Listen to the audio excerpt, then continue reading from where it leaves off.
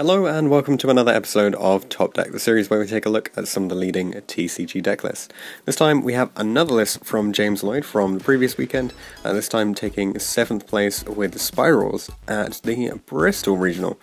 So as per usual, we'll run through the deck list, then we'll go over the siding strategy in the rounds and ask him a few questions about the list. So we kick things off with Triple Super Agent, Triple Tough, 1 Quick Fix, 1 Drone, 1 Last Resort, 1 Sleeper, 1 Master Plan, 1 Ibly, 1 Destrudo, Triple Ash Blossom, Triple Ghost Ogre, Triple Goods, Triple Terraforming, Triple Call by the Grave, 1 Ravine, 1 Spiral Resort, 1 Mission Assault, Double Big Red, 1 Foolish, 1 Monster Reborn, 1 1-for-1, 1 Rota, 1 Soul Charge, and double Rescue, so not needing the third here, going for slightly more minimal combos. For the extra deck, 2 Double Helix, 1 Griffin, 1 Unicorn, 1 Phoenix, 1 Cerberus, 1 Goblin, 1 Mermaid, 1 Underclock Taker, 1 Firewall, a Trigate, Borrowload, Decode, and then a Black Rose for going second, and Ancient Fairy Dragon for the combo. For the side deck, this is pretty much the same as we saw from his previous Mech Knight Invoked list. So Triple Lancia, Triple Gamma double Twisters, 1 Raigeki, Triple Road Reboot, and Triple Barrier. So a few small changes in here. We've got the Reboot and Raigeki instead of a Scapegoat from the Mech Knight list. So let's go over the siding strategy. So this list is pretty interesting. James only actually decided to play SPYRAL because the day before at Cardiff Regional, he saw his friend Owen being completely battered by a SPYRAL player who went on to win the event, which made him a bit excited about the deck, and as a last minute purchase at 8 PM that night he bought SPYRAL.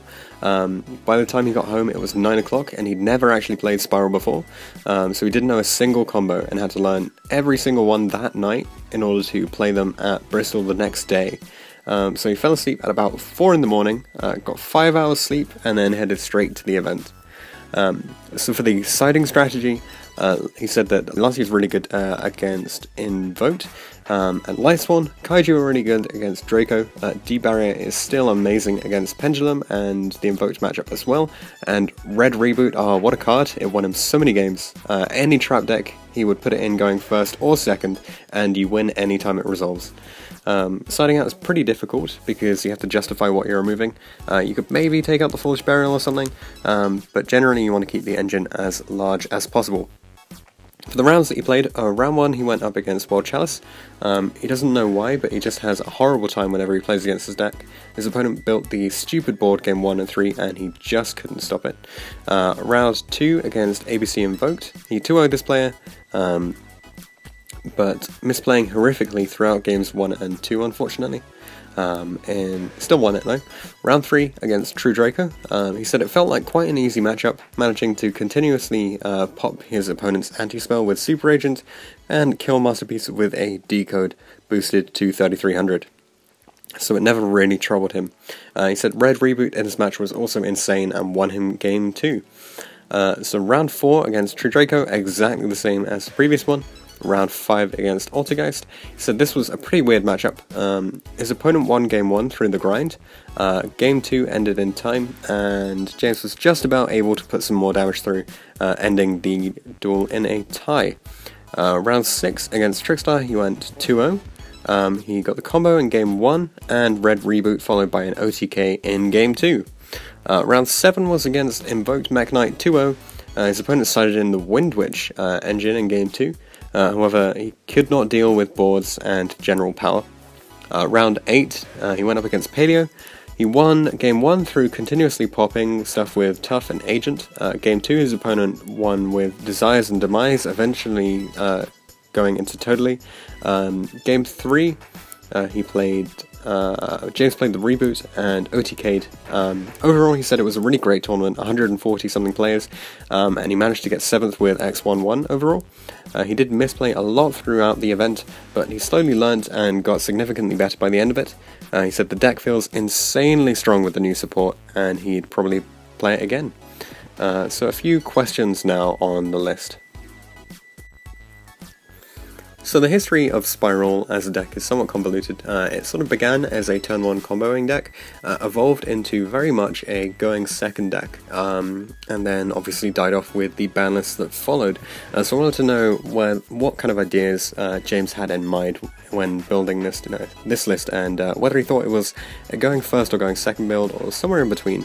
And then given the previous list that he'd seen, what he thinks the deck would evolve into over time. So he didn't really know anything about the deck before he saw it bat at Owen in the final of Cardiff, at which point he decided he needed it. So he bought the deck that evening, borrowed a few things and watched some videos on combos. For sure it's a going first deck because there are so many 2-card combos that make unbreakable boards, and he means that no one he's been against has ever broken one of them yet. The deck does really well going second though, due to tough and hand traps and things like that, and it OTKs really easily. But very much, yep, this build is designed for going first. So the Nightmares have just been released, and obviously they will enable the combos.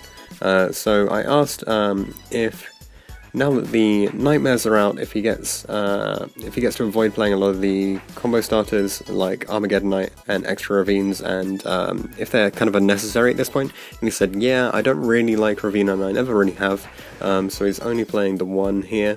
He said it very much feels like a brick, but the deck is very consistent in itself, and it just feels like a real powerhouse. It doesn't really need the extra combo starters that we saw trying to make SPYRAL work without the Nightmares. Caught by the Graves we're seeing in the main. I wanted to know if these were necessary to stop hand traps that could kill your combos, or if they were more of a sort of meta choice. He thinks it's completely necessary. The deck can die to a really well-timed hand trap. Not always, but sometimes. So just having that extra protection really helps you out. If they don't have a hand trap, it's still a pretty good card anyway. It hits things like Alistair and Grave, Snow, and a load of other stuff. The ratios look really solid in this list, at least from an outside point of view that I have, but I wanted to know if there was anything that he would change in the main deck moving forward. He said the only list that he's really working on now is for Nats, and therefore it includes Brandish, as that will be out. So he's just trying to figure out the ratios that will be relevant for that. No Ravine, maybe some small changes to other elements of the list. As for the extra deck, pretty much everything in it looks to be a combo piece. Although there are a few options in there, so I want to know what he decided were the flex slots and why he chose them. So he wasn't playing a couple of bits that he does play now, like the Princess Sprout, which is ridiculous because the 1-for-1 combo requires it to be there, which he says shows how little he knew. But yeah, Branch would definitely be changing up the extra deck a bit as well. Then the side is almost the same as the day before. As we mentioned, the No Scapegoat and now a Raigeki in there, and red reboots as well. And I wanted to know if there were any changes he'd make to the side beyond what he played. He said it was pretty much insane for the entire event. Red reboot was ridiculous, especially for outing all of those trap-heavy decks, but you have to be careful because Wiretap is a card and that will really hurt you. He also wanted to decide evenly matched. He just didn't have any space at the time. Other than that, he said he really liked the side and it felt pretty good. So shoutouts for James, shoutouts to his best boy Pete for all of the late night testing and for being a G. Shoutouts to Luke Bennett, Noah Hall for all of the testing as well. To the Clique and the Worcester lot, who did an amazing job over the weekend. And another really important shout out is to James Dakota. He's the reason that James is playing Yu-Gi-Oh! And he got him so many of the cards that he needed.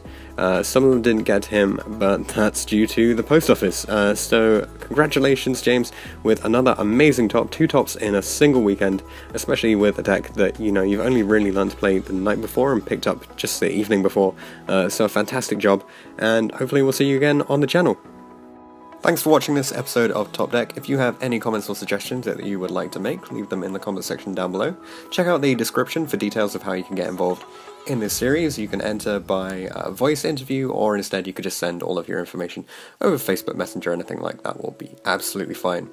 If you want to see anything in particular from the upcoming series, then be sure to get in touch, and I'll see you guys in the next video.